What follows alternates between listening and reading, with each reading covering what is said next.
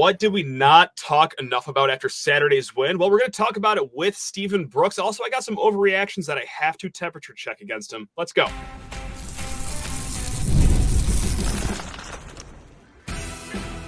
You are Locked On Spartans, your daily podcast on the Michigan State Spartans, part of the Locked On Podcast Network, your team every day.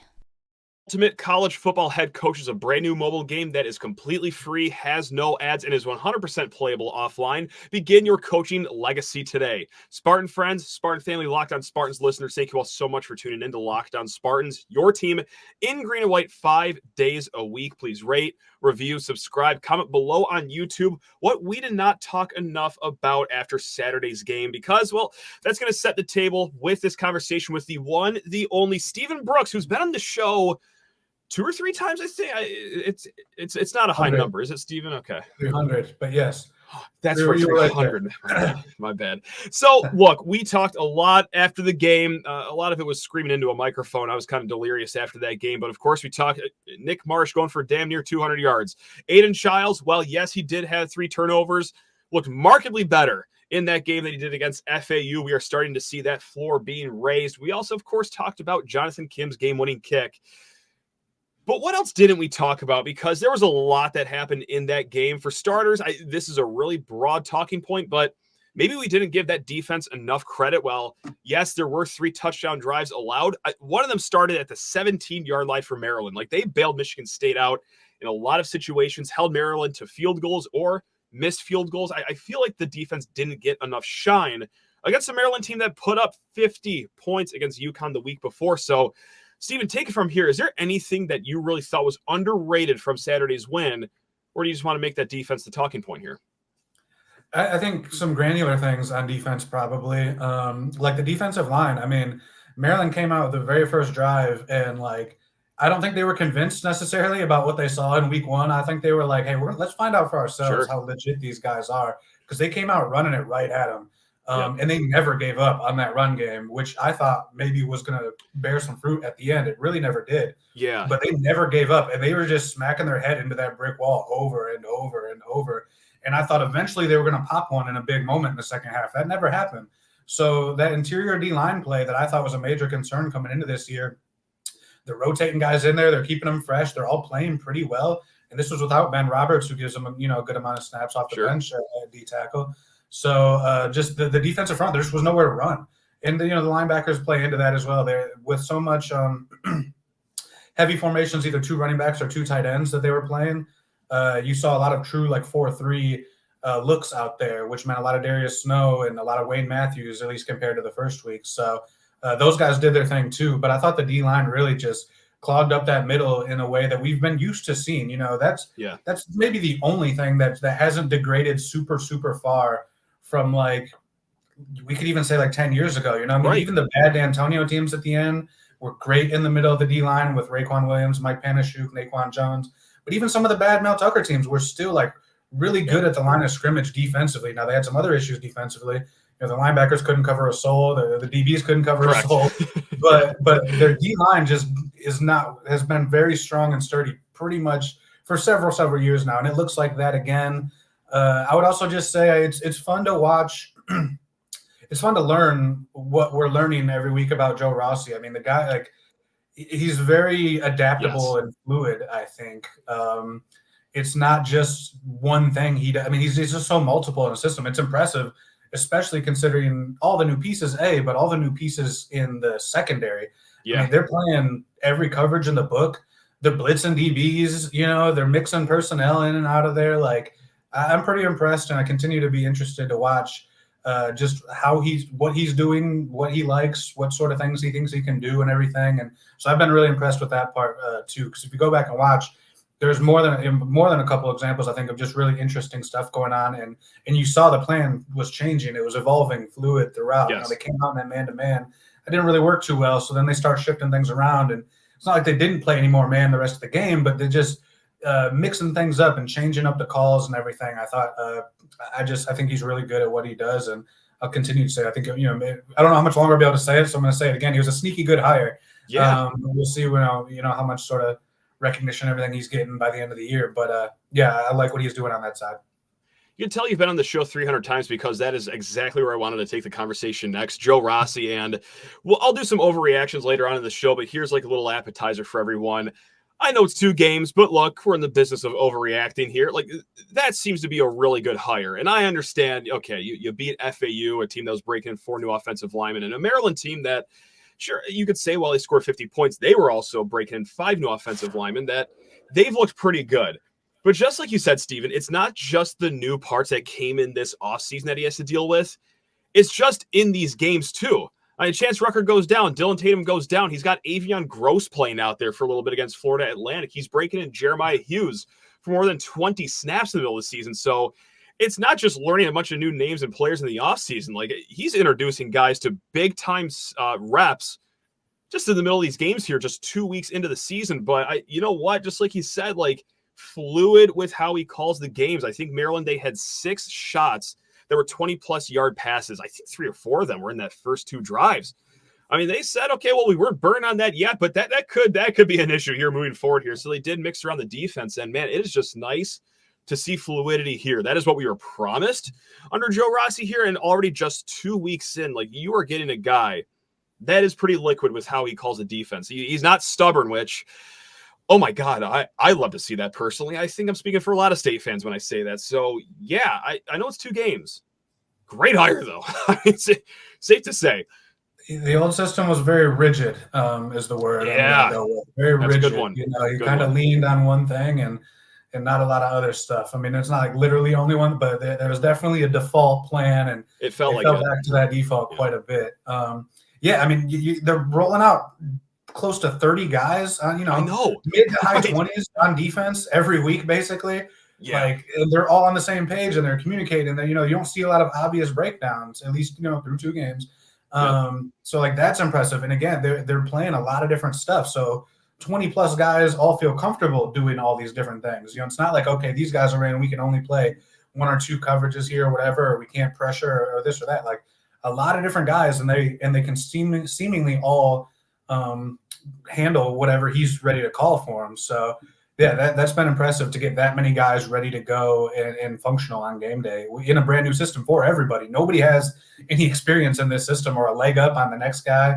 So it's new for everybody. He's got them all playing, I think, pretty fast. And some credit goes to him. I don't know if all this credit goes in, but they're tackling really well, I think, for 2 games in an era where you just don't get as much tackling reps as you probably need to be a good defense, So I think that's been impressive too early on here in this season.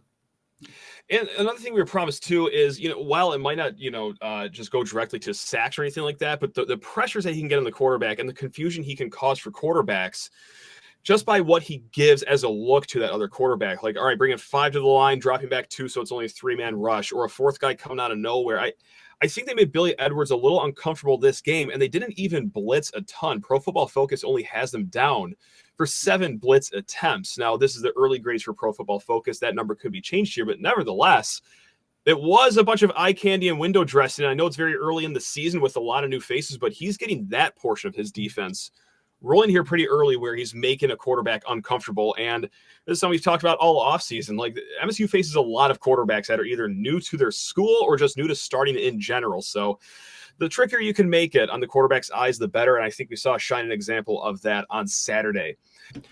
Hey, Locked On Spartans fans, need to talk to you about my new favorite app, Ultimate College Football Head Coach. In this amazing game and simulation, you get to step into the shoes of being a head coach for your Michigan State Spartans. From recruiting players to hiring coaching staffs to overseeing training camps and handling school scholarships, you control every crucial detail of your program. It is all in your hands. Will you be able to handle the pressure? Well, I sure hope so. Now, of course, the game itself is fun, but man, it's the cherry on top. 100% playable offline, no ads, and it's absolutely free. And of course, we have a special offer for Locked On Spartans fans. Use promo code LOCKEDONCFB in all caps inside the game store and receive a free boost to your program. Make sure to take advantage of this perk as it will get your team off to a strong start, just like our real-life Michigan State Spartans. To download the game, just visit ultimate-cfb.com or look it up in the app stores. It's Ultimate College Football Head Coach.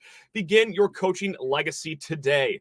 Also, Guys, if you are looking for tickets for this weekend's game or maybe any Tigers games, a Lions game, a concert, do it at Gametime. It is the best ticketing app out there, whether it's their flash deals throughout the week that's going to save you big money in awesome locations, or hey, let's say you're just walking up to Spartan Stadium this Saturday, no tickets at all. Well, good for you. They have last-minute ticket deals. They also want to take care of you in so many different ways, guys. Like, they will have you guaranteed to get the best price. If you find tickets in the same section and row for less, Gametime is going to credit you 110% of the difference. They also have job loss assurance, event cancellation protection, 24-hour return policy.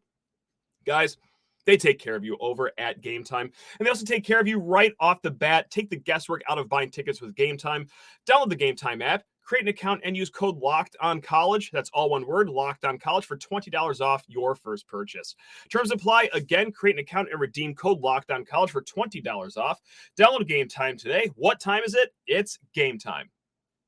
Now, switching to the offensive side of the ball, switching to not the fun news whatsoever here, because just 2 weeks in and it's 4 guys that have long-term injuries. We're going to start with Kristian Phillips. That was your starting right guard, and that was a lingering issue, I think, from the Florida Atlantic game. They diagnosed as season ending, I believe, before the Maryland game, but nevertheless, that's not just an injury you could brush off, right, Steve? Not to sound, like an alarmist and that the whole season's going to implode right now, but that is a big one. Even though Gavin Brocious and Dallas Fincher patchworked a decent game against Maryland, I really like what we saw from Phillips against Florida Atlantic. Just how big is that injury in your opinion? Any injury up front right now is big. I mean, it's a unit that's not performing, so one of your 5 best is not there. Like that's an issue, but hey, look, I'll try to silver lining this thing. You'd rather have it be an interior guy than a tackle, because you basically have 3 tackles that are functional right now. So then that brings it down to 2. If that were the case, that's not a good place to be. So at least you have a couple more options inside. I mean, I'm stretching here, folks. I'm sorry, but I do think Gavin Brocious has a high upside. I mean, he's the same. I believe he's the same class as Kristian Phillips, so same age. Guy I've been interested in a long time, just hasn't been able to get on the field because of this or that reason. I'll be curious to see what he can become, now that he's going to get a whole ton of reps here. But they need everybody to get better up front there. I mean, because that's the run game, the lack of run game is number one by a mile in terms of when you look at what's still concerning about this team. I know we're talking about a 2-0 team. I know they just showed some really strong resolve on the road, and that's all good stuff. But when you look forward here, what's the biggest concern? It's the inability to run the football by far. Yeah. And they're just it's tight ends, it's linemen, it's running backs. I think through 2 weeks, Nate Carter's been a little he's definitely had a quieter start to this season. I don't know. I think he's maybe struggling just to adjust to the system in real time under live fire like this. Because I don't know if he's seen, the holes exactly the way they'd want him to, or if he's trusting everything in front of him, which, maybe is fair, but understandable, right? Yeah. And whereas Cameron Lynch-Adams just kind of comes out and he's shot out of a cannon, he's just going, and I think Nate Carter sometimes looks like he's thinking a little bit and maybe overthinking or second guessing some stuff like that. So I like Nate Carter a lot. He's a very good player. I've said on this show and others, I think he's highly underrated in the Big Ten. So I think he will be fine. But it's just interesting that he's gotten sort of a slow start out of the gate there. Again, not all his fault. Yeah. Very hard to judge, the 2 backs, I think, with what they're getting up front. So that is an issue. But I don't know. The point was Kristian Phillips. It's a big deal. I don't think he won that job by a landslide. He definitely won it. But I think Brocious, is capable of filling in there. And you said Fincher can give him some depth. There's other guys in there. But I would say Tanner Miller's been the only one who's been pretty consistently solid up front. And he's probably been more than that, I would say, but he's the only one.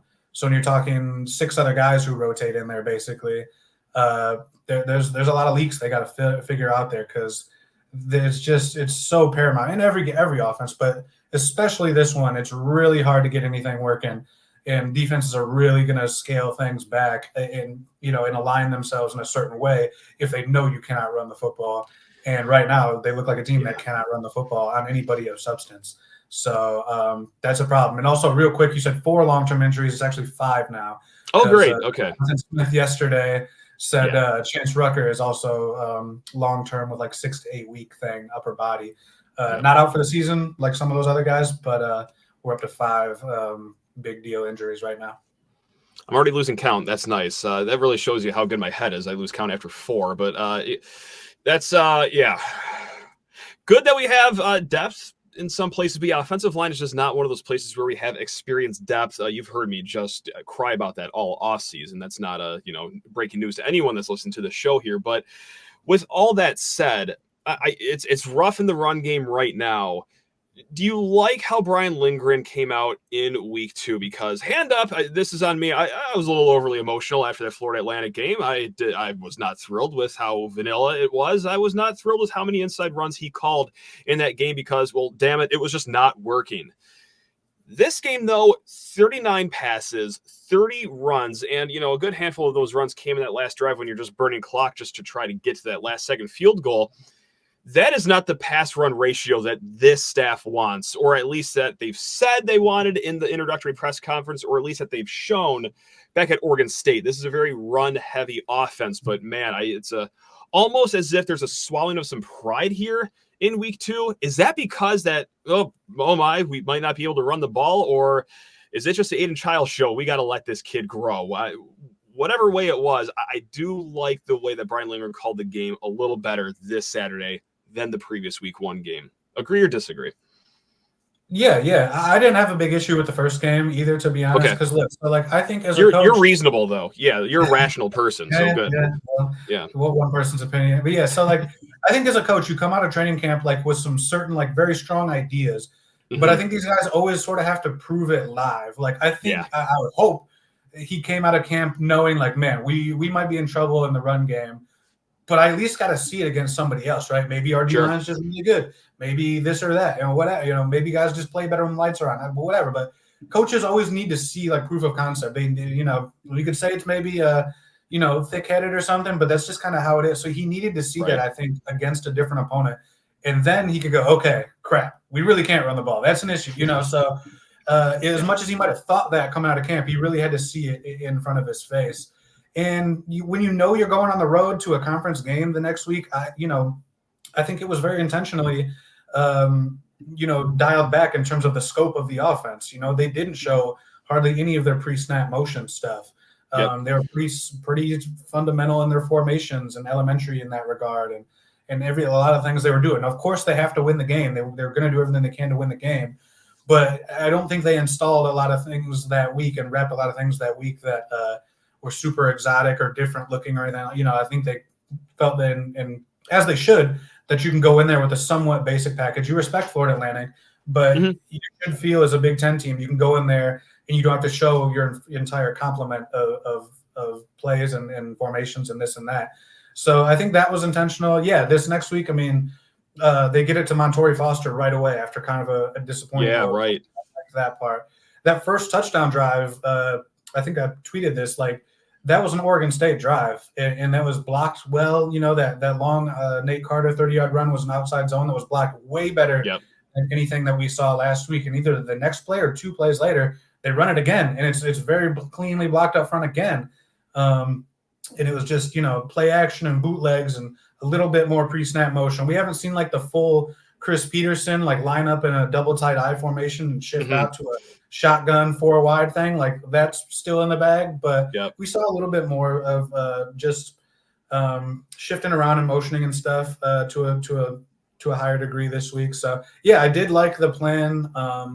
I thought that they got it, like I said, intentionally into guys' hands early, got Chiles into a better rhythm early, and then just identified their guys that were winning or had capable matchups. Nick Marsh and Aidan Chiles talked about after the game how much their corners were biting on things. And so, Lindgren's obviously seeing that and calling up that deep shot for Marsh. It was the exact same play twice, and they got him both times, and then the second half there.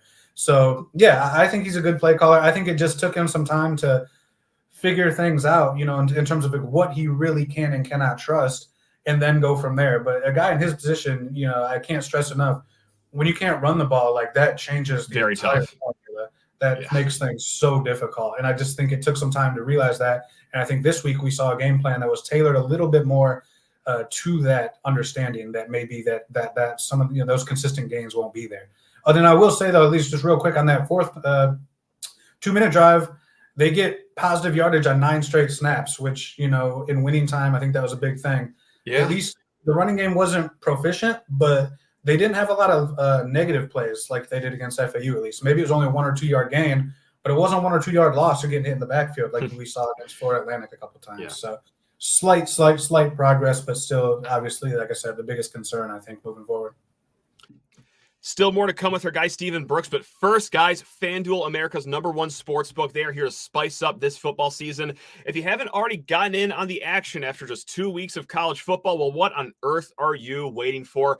NFL also in full swing. It is a great time to hop on all the lines, the props, the futures at FanDuel. Now, for this upcoming Michigan State game against Prairie View A&M, there's no line for this one. Hard to find an FBS versus FCS line anywhere. But, hey, you know what? If you like this 2-0 start from your Michigan State Spartans, if you are feeling the magic, well, them to win the Big Ten title, 25,000 to 1. That is bet $1. You could win $250 if they keep on riding this magical journey that they are already on.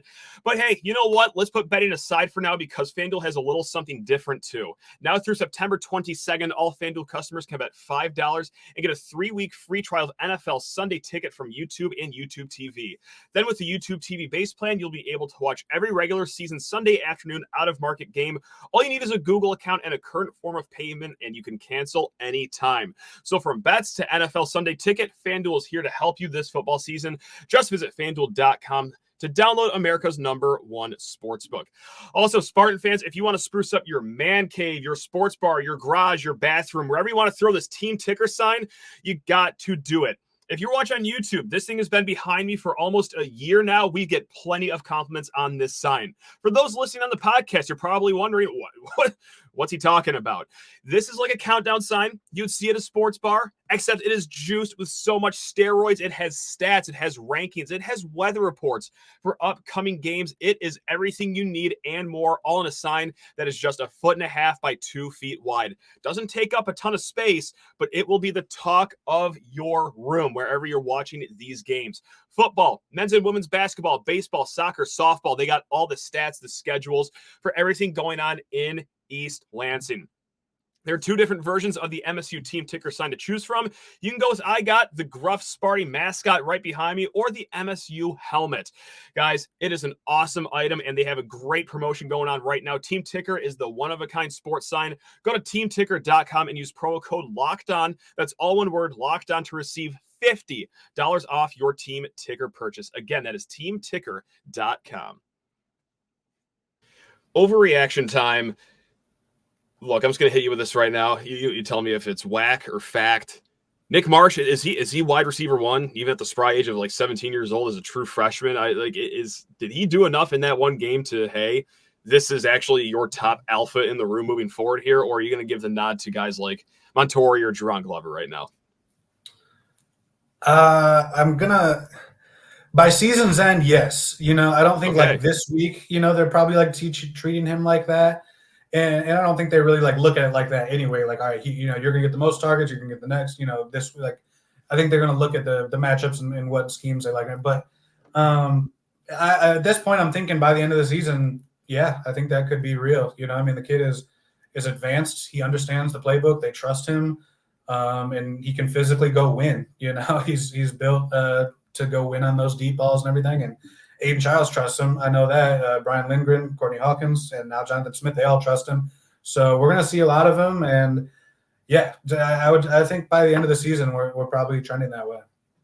I think it was a nice step forward too for Jerron Glover. And like, he's like wide receiver 1.5, I think. And it's weird to have this takeaway from the Florida Atlantic game. He had 5 targets, no catches, but man, it really seemed like they were just trying to force him the ball. And it's like, based on everything that we heard, just like the whispers around the team in fall camp and even going back to the spring, is that like Jerron Glover was looking pretty good. Like I do wonder if there was some really strong chemistry there in the fall that didn't just translate immediately in week 1.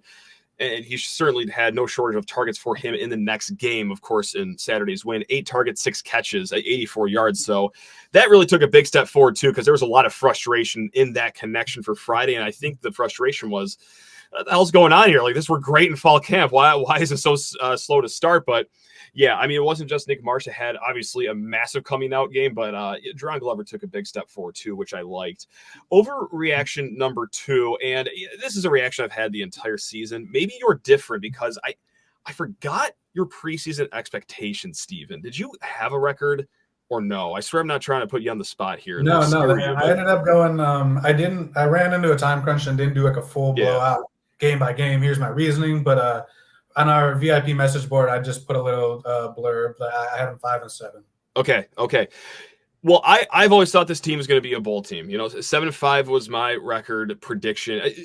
Overreaction that that's actually looking like a really good prediction right now that this will be a bowl team. Just like you said, you were at 5-7. The over under in Vegas, of course, is 4.5. We only mentioned that 500 times in the offseason, but that was a game that it's hard to even label it a coin toss. The advanced analytics had you at about 25% chance of winning that game.